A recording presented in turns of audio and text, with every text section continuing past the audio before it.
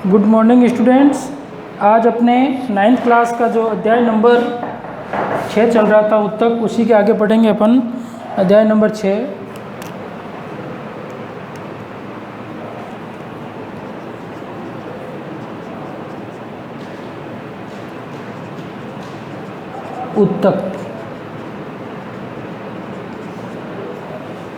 उत्तक पढ़ रहे थे अपन। तो उत्तक के अंदर अपन ने पढ़ लिया था कि उत्तक किसे कहते हैं, कोशिकाओं के समूह को उत्तक कहते हैं। फिर अपन ने देख लिया था उत्तक के कितने प्रकार होते हैं, 2 प्रकार का उत्तक होता है, एक तो पादप उत्तक और दूसरा जंतु उत्तक। पादपों में पाए जाने वाले उत्तक पादप उत्तक, जंतुओं में पाए जाने वाले उत्तक जंतु उत्तक। फिर उसके बाद में अपन ने चर्चा की पादप उत्तक को 2 भागों में बांटकर, एक पहला विभोजक उत्तक और दूसरा स्थायी उत्तक। तो अपने टॉपिक चल रहा था पादप उत्तक, प्लांट टिश्यू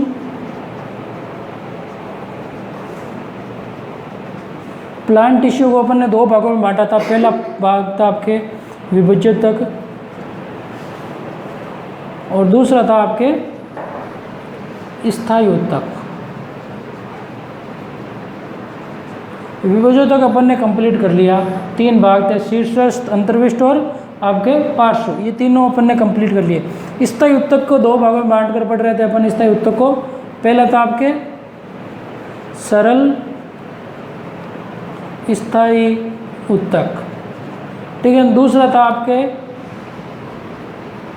जटिल स्थायी उत्तक, ठीक है ना। सरल स्थायी उत्तक और जटिल स्थायी उत्तक।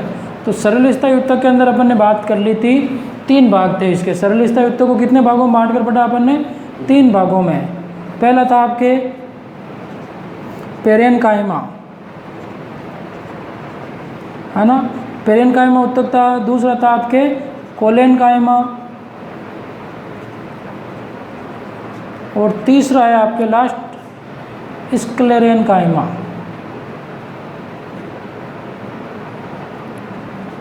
स्क्लेरेनकाइमा, ये 3 प्रकार के उत्तकों के बारे में अपन ने चर्चा की।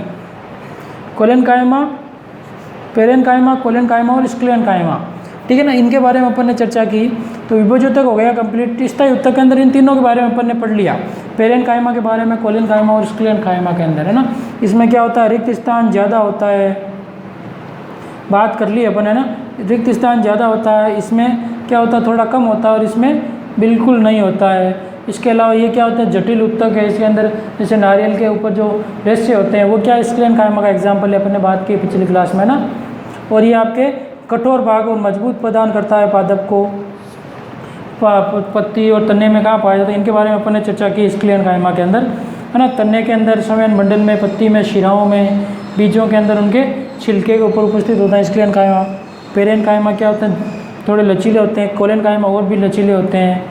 ये सारी बात की। पेरेनकाइमा के अंदर क्या पाया जाता है, आपके क्लोरोफिल पाया जाता है। इनके बारे में अपन ने चर्चा कर चुके हैं पूरी डिटेल से, ठीक है ना। पेरेनकाइमा, कोलेनकाइमा और स्क्लेरेनकाइमा, ये स्थायी सरल स्थायी उत्तक के तीनों भाग कंप्लीट हो गए।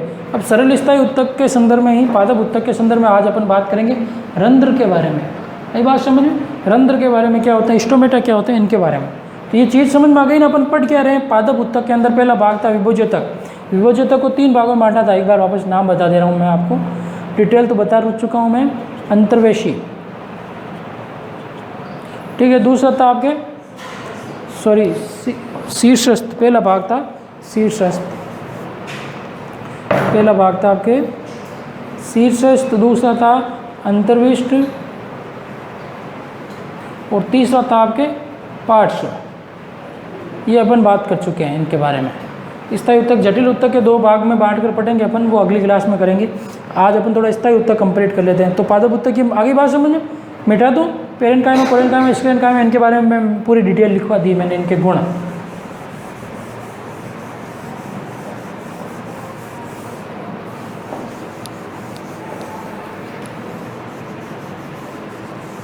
स्थायी उत्तक के अंदर अपन पढ़ रहे हैं। तो आज अपन एक छोटा सा प्रैक्टिकल बताता हूँ मैं आपको, जिसके अंदर आपको पढ़ेंगे अपन रंध्रों के बारे में। पहले तो रंध्र होते क्या हैं, रंध्र, स्टोमेटा इंग्लिश में कहते हैं इनको।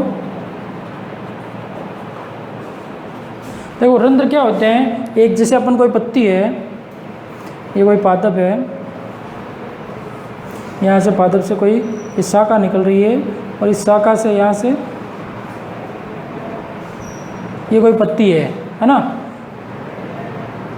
ये कोई पादप की पत्ती वाला भाग है, ठीक है ना। इस पत्ती को अगर अपन क्या करें, इसके छिलका निकाल लेते हैं, पत्ती की ऊपरी सतह देखते हैं अपन पत्ती को, जैसे ये पत्ती है, मान लो ये हाथ कोई पादप की पत्ती है, तो अंदर वाला पत्ती का हिस्सा तो चिकना होता है, ऊपर वाला जो क्या होता है थोड़ा रफ होता है, देखा होगा आपने। और पत्ती के अंदर बीच में मध्य शिरा होती है, छोटी छोटी क्या होती है, निकली हुई होती है, आपके वो शाखाएं शिराएँ निकली हुई होती है, देखना आप पत्ती को, सभी के घरों में होंगे पादप तो, है ना। तो पत्ती को तोड़ के देखना, फिर अपन क्या करते हैं, पत्ती को अगर हल्का सा थोड़ा सा खींचेंगे, यहाँ से तोड़ ली मैंने, इस पत्ती को अलग कर लिया, फिर अपन यहाँ से खींचेंगे तो इसका जो छिलका है वो बाहर निकल जाएगा, देखते हैं अपन, है ना। कोई पादप है उसका छिलका बाहर निकल जाएगा, तो फिर अपन छिलके के अंदर देखते हैं छोटे छोटे छिद्र होते हैं पत्ती के ऊपर ऐसे, जैसे ये है ना, इसके ऊपर ऐसे छोटे छोटे छिद्र होते हैं, देखे होंगे आपने कभी, गौर से देखना, आंखों से अपन को छोटे छोटे छिद्र दिखाई देते हैं उसके ऊपर, है ना। देखो जैसे अपनी चमड़ी होती है, चमड़ी के ऊपर है ना ये छोटे छोटे रोम छिद्र हैं, है ना, उसी प्रकार पत्ती के ऊपर भी पाए जाते हैं छिद्र, है ना। वो उन छिद्रों को कहते हैं रंध्र। इनकी आंतरिक संरचना अगर अपन देखना चाहें, आई बात सुन, जैसे पत्ती के ऊपर जो छोटे छोटे छिद्र होते हैं उनको अपन क्या कहते हैं, रंध्र कहते हैं, आई बात समझ में। अब ये रंध्र की आंतरिक संरचना कैसी होती है, तो इसका एक छोटा सा प्लेट पत्ती ली, उसके ऊपर ही छिलका निकाला, फिर उसको अपन क्या करते हैं, कांच की गिलास ली, पेटी डिश होती है प्रयोगशाला में, जिसके अंदर शुद्ध जल भर दिया, उस जल के अंदर उस पत्ती के छिलके को डाल दिया, ये छिलका है, इसको मैंने इसके अंदर डाल दिया, मान लो पानी के अंदर रख दिया, थोड़ी देर 15-20 मिनट रखा अपन ने, पानी के अंदर अच्छे से घुल जाएगा और साफ हो जाएगा जो भी डस्ट है। फिर उसको बाहर निकाल कर स्लाइड पे रखते हैं, स्लाइड तो देखी हुई है, ब्लड टेस्ट करते हैं तो देखा होगा आपने, कांच की छोटी सी स्लाइड होती है ना, उस स्लाइड के ऊपर मैंने ये पत्ती का छिलका रख दिया मान लो। अब उसके अंदर जो पानी है, ये स्लाइड है, इसके ऊपर ये पत्ती का छिलका रख दिया निकाल के। अब इसके ऊपर अपन क्या डालते हैं, सेफ्रेनिन, क्या डालें, सेफ्रेनिन, जो क्या एक रंजक है, जिसके ऊपर डालने से क्या हो जाएंगे, इसके अंदर जो अंदर की सतह है वो अभिरंजित हो जाएगी। फिर इसके ऊपर ग्लिसरीन की एक बूंद डालकर इसके ऊपर कवर स्लिप रख देते हैं अपन, कांच की छोटी सी स्लिप आती है, उसको अपन इसके ऊपर रखकर फिर अपन सूक्ष्मदर्शी की सहायता से, क्या सूक्ष्मदर्शी में इसको लगाकर अगर अपन देखेंगे, बस सूक्ष्मदर्शी की सहायता से देखेंगे तो अपन को क्या दिखाई देंगे, रंध्र दिखाई देंगे। ये बात जैसे कैसे दिखाई देंगे रंध्र, ये इस प्रकार से, अगर मैं इसको जूम करके देखेंगे अपन सूक्ष्मदर्शी से तो ये इस प्रकार से दिखाई देंगे इससे संरचना है, जिसके अंदर क्या होंगे, ये यहाँ पर जैसे ये एक और कोई संरचना है तो इसके अंदर ये ऐसा रंध्र दिखाई देगा। मैं एक छोटा सा डायग्राम बना रहा हूँ, है ना। ये कोई आपके पत्ती के ऊपर ऐसी खूब सारी संरचनाएँ दिखाई देगी अपन को, ये यहाँ पर क्या होंगे इसके, ये कहलाएंगे रंध्र। जैसे ये यहाँ पर और है,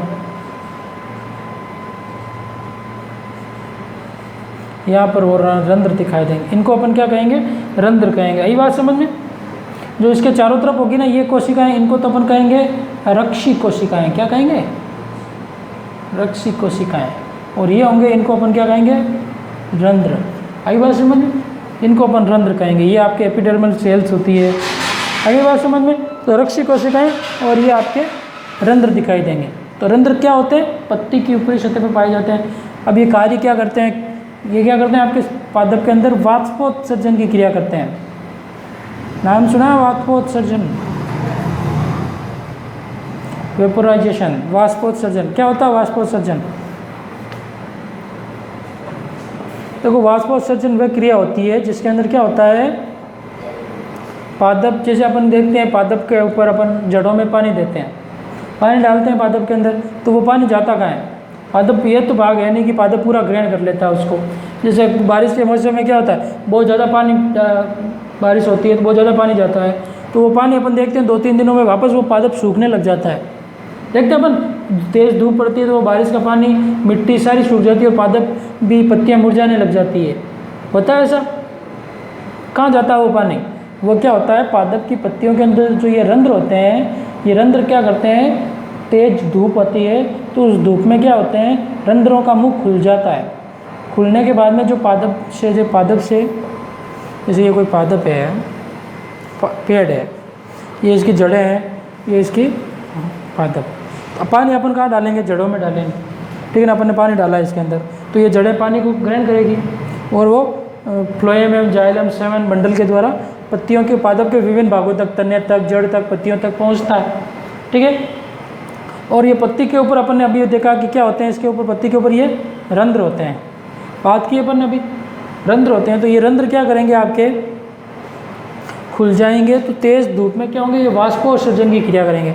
मतलब जो जल अपन ने डाला वो पत्ती क्या करेगी, उस जल की एक एक छोटी छोटी बूंदें, जैसे अपन देखते हैं कभी कभी, देखना आप, तो पादप के ऊपर क्या होते हैं, जैसे आप सर्दियों में जाते हैं तो उनके अंदर पादप की पत्तियों के ऊपर हल्का हल्का पानी की बूंदें रहती है, बहुत ज़्यादा पानी पिया होता है तो बहुत ज़्यादा हल्की हल्की बूंदें रहती है। तो ये रंध्रों खुलने से जो जल निकलता है बाहर, वो जल क्या होता है, भाप बनकर वायुमंडल में उड़ जाता है।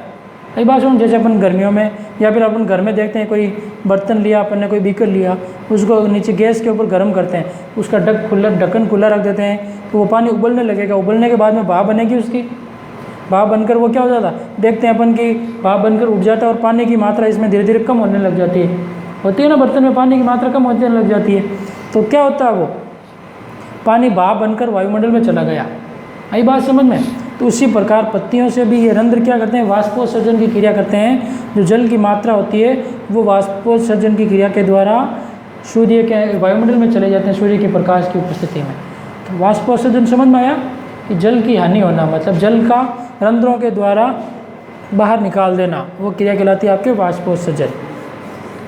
तो क्या बात समझ में आई कि अपन एक प्रैक्टिकल देखा, पादप की सबसे ऊपरी सतह क्या कहलाती है आपकी, एपिडर्मिस कहलाती है। एक चित्र बना के बताया था मैंने आपको कि अपन पादप की तने का सतह का ऊपरी अनुप्रस्थ काटते हैं, ये तना है, इसका अनुप्रस्थ काटते हैं तो इसके ऊपर जो कोशिकाएं पाई जाती है ये क्या होती है, एपिडर्मिस सेल्स, फिर हाइपोडर्मिस, फिर एंडोडर्मिस, फिर वल्कुट, फिर ये आपके बाग और खूब सारी फ्लोएम जाइलम वाली संरचनाएँ होती है। तो ऊपरी सतह को अपन क्या कहते हैं, एपिडर्मिस। तो रंध्र समझ में आया कहाँ होते हैं, पादप की पत्तियों के ऊपर होते हैं छोटे छोटे, ये इस प्रकार से रंध्र होते हैं ऐसे। आई बाजू में ये ऐसे जुड़े रहते हैं और इसके चारों तरफ ये कोशिकाएं होती है और ये आपके रंध्र खुलते हैं और बंद होते रहते हैं।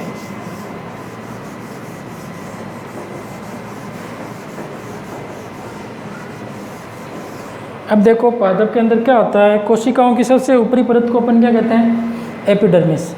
तो कोशिकाओं की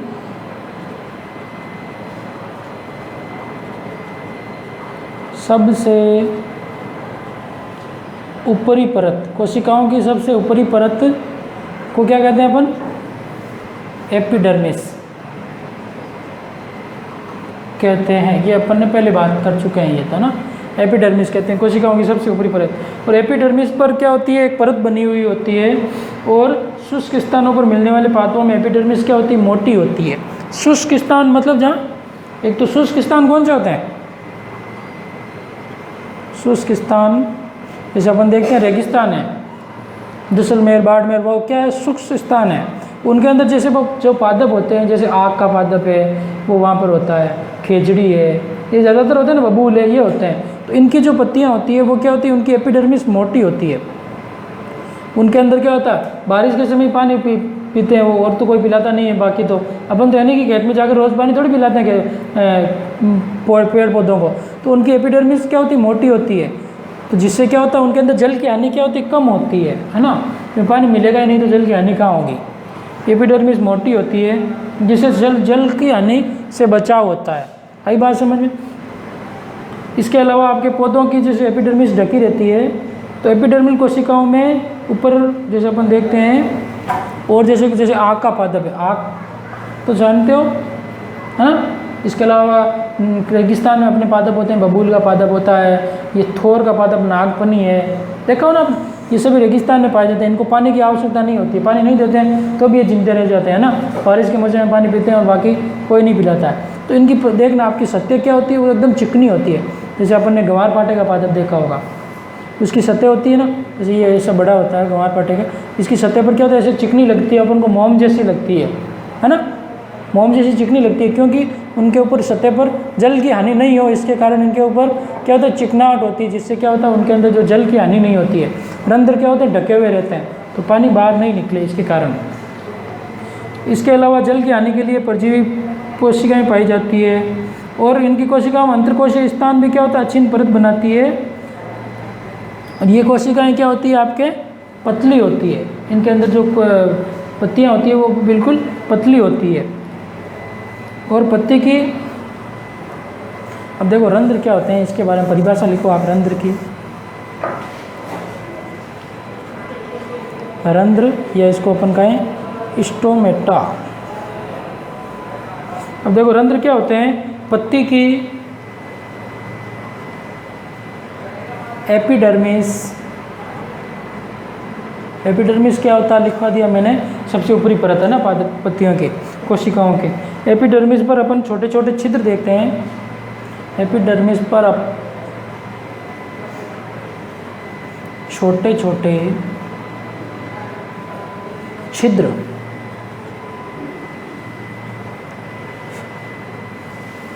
दिखाई देते हैं, उन्हें रंध्र या स्टोमेटा कहते हैं।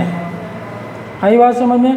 आज घर पे जाके देखना, एक पत्ती तोड़ना और उसके अंदर देखना, पत्ती के ऊपर आपको दिखाई देंगे छोटे छोटे छिद्र, है ना। घर पे जाके देखना आज, है ना। तो उस पत्ती के अंदर आपको दिखाई देंगे छोटे छोटे छिद्र, जिनको अपन क्या कहेंगे, रंध्र कहते हैं। इनका आकार कैसा होता है, जैसे अपने अंदर आपने पढ़ा होगा किडनी होती है ना, अपनी किडनी वृक्क होता है, वो किस प्रकार का होता है, इस प्रकार का होता है ना। किडनी का आकार ऐसा होता है, अपने कान के आकार की होती है ना, दोनों तरफ होती है, 2 किडनियाँ होती है ना अपने अंदर, उसी प्रकार के होते हैं आपके रंध्र का आकार। रंध्र भी ऐसे ही होते हैं किडनी के आकार के। आई बात समझ में? तो रंध्रों का आकार भी कैसा होता है, ये किडनी का जैसा होता है। तो एक लाइन और लिखो इसके नीचे, रंध्रों के नीचे, कि रंध्र को 2 वृक्क को अपन कहते हैं किडनी, 2 वृक्क के आकार की, वृक्क के आकार की कोशिकाएं, रंध्र के आकार की कोशिकाएं होती है, रंध्र के आकार की कोशिकाएं होती है, घेरे रहती है। रंध्र के आकार की कोशिकाएं घेरे रहती है, घेरे रहती है, जिन्हें अपन क्या कहते हैं, जिन्हें रक्षी कोशिकाएं, जिन्हें रक्षी कोशिकाएं कहते हैं। ये भी ध्यान रख लेना। अगली बात समझ में, रक्षी कोशिकाओं की बात करें अपन तो रंध्र को 2 किडनी के आकार की कोशिकाएं घेरे रहती है। मतलब जैसे ये रंध्र हैं तो इनके ऊपर ये किडनी के आकार की कोशिकाएं ये घेरे रहती है, इनको अपन क्या कहेंगे, रक्षी कोशिकाएं। अगली बात समझ में, रक्षी कोशिकाएं, और ये आपके बीच में क्या रहते हैं, इनके अंदर रंध्र होते हैं।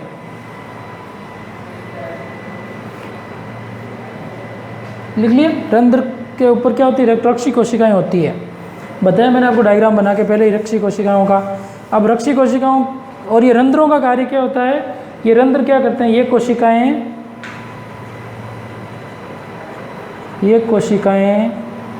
वायुमंडल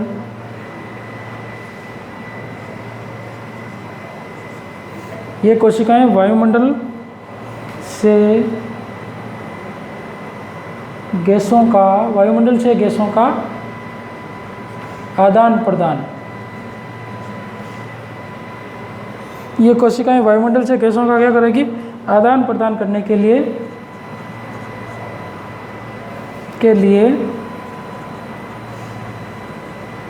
आवश्यक हैं।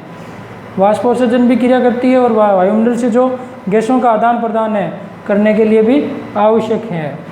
मतलब जो वायुमंडल में गैसें हैं उनको जैसे अपन ग्रहण करते हैं, ऑक्सीजन ग्रहण करते हैं, कार्बन डाइऑक्साइड छोड़ते हैं, फिर वो पादप क्या करते हैं, कार्बन डाइऑक्साइड को ग्रहण करते हैं और ऑक्सीजन छोड़ते हैं। तो वो कार्बन डाइऑक्साइड ग्रहण कैसे करेंगे, इन रंध्रों के द्वारा ही तो ग्रहण करते हैं वो। आई बात समझ में? जो रक्षी कोशिकाएं होती है रंध्रों के द्वारा ही ये ग्रहण करते हैं। अगली बात समझ में, इसके अलावा ये वाष्पोत्सर्जन की क्रिया में भी कार्य करते हैं। क्या करते हैं, ये वाष्पोत्सर्जन की क्रिया में भी कार्य करते हैं। मिटा दूँ ये परिवार लाइनें, तो लिख लिया आपने। रंध्र के बारे में बात हो गई। इसके अलावा और क्या करते हैं, ये आपके वाष्पोत्सर्जन की क्रिया में भी सहायक होते हैं। कौन सी क्रिया में, वाष्पोत्सर्जन की, गैसों के आदान प्रदान करने में सहायक होते हैं। इसके अलावा ये क्या करते हैं, आपके वाष्पोत्सर्जन वाष्पोत्सर्जन की कोष्टक में लिख लो, वाष्प के रूप में पानी का निकलना। क्या होता है? वाष्प के रूप में पानी का निकलना। वाष्प के रूप में पानी का निकलना की क्रिया कौन करते हैं आपके? क्रिया भी रंध्र के द्वारा होती है। गैसों का आदान प्रदान करना,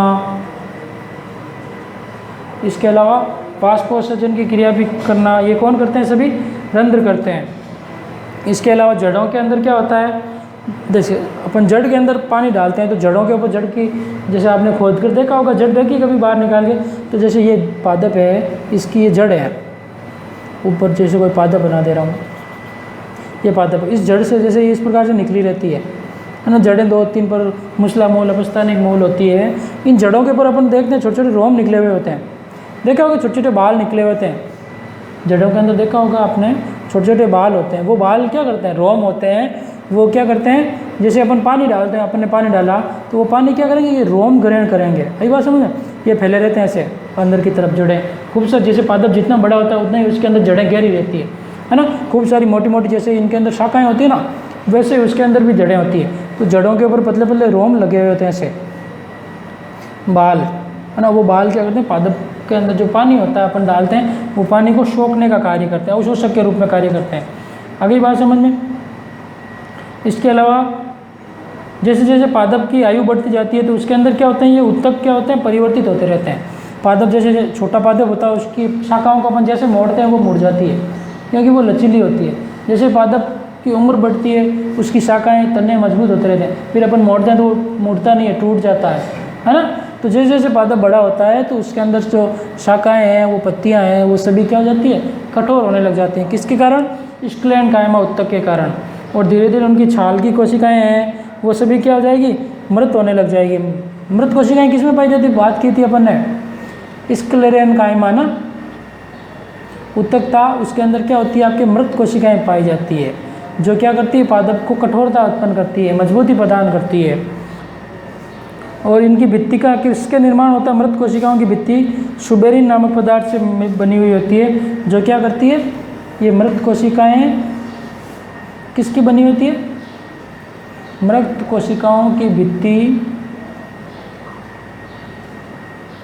सुबेरिन नामक पदार्थ की बनी हुई होती है, जिसके कारण, जिससे इन छालों में हवा एवं पानी के लिए अभेद्य बनाता है। अगली बात समझ में। तो अपन ने रंध्र कहाँ पाए जाते हैं? पादप की पत्ती पर पाए जाते हैं। छोटे छोटे छिद्र होते हैं, उनको अपन रंध्र कहते हैं। गैसों के आदान प्रदान में कार्य करते हैं। इसके ऊपर रक्षी कोशिकाएं होती है किडनी के आकार की।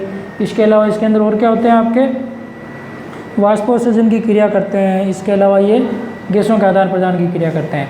और शुष्क स्थानों पर जो पत्तियाँ होती हैं उनके ऊपर मोम जैसा पदार्थ, चिकना पदार्थ होता है, जिससे उनके अंदर वाष्पोत्सर्जन की क्रिया कम हो, इसके लिए होता है। और कठोर पादपों में अंदर क्या होती है? भित्ति किसकी बनी हुई होती है? मृत कोशिकाएं होती है, जिनकी भित्ति किसकी बनी होती है? सुबेरिन नामक पदार्थ की होती है, जो उसके पादप को कठोरता एवं सारे कार्य प्रदान करता है। तो इस प्रकार से अपन ने बात की स्थायी उत्तक के अंदर सरल स्थायी उत्तक की। किसकी बात की? सरल स्थायी उत्तक के तीनों भाग पढ़ लिए। और फिर अपन ने आज की क्लास में किसके बारे में चर्चा की? रंध्र के बारे में, स्टोमेटा के बारे में, एक प्रैक्टिकल के बारे में बताया मैंने आपको कि प्रैक्टिकल के अंदर देखा कि पादप की पत्ती को अपन देखते हैं तो वो रंध्र किस प्रकार के दिखाई देते हैं, उसके बारे में देखा। उसके अंदर चारों तरफ रक्षी कोशिकाएं होती है, उनके बारे में बात की। तो इस प्रकार से ये आपके कौन सा स्थायी उत्तक होता है? सरल स्थायी उत्तक कंप्लीट हो जाता है। कौन सा? अगली क्लास में अपन क्या करेंगे? जटिल स्थायी उत्तक के बारे में बात करेंगे, ठीक है ना। तो सरल स्थायी उत्तक के तीनों भाग पढ़ लिए, पेरेन्काइमा, कोलेन्काइमा और स्क्लेरेन्काइमा। और आज की क्लास में अपन ने बात कर ली रंध्र के बारे में।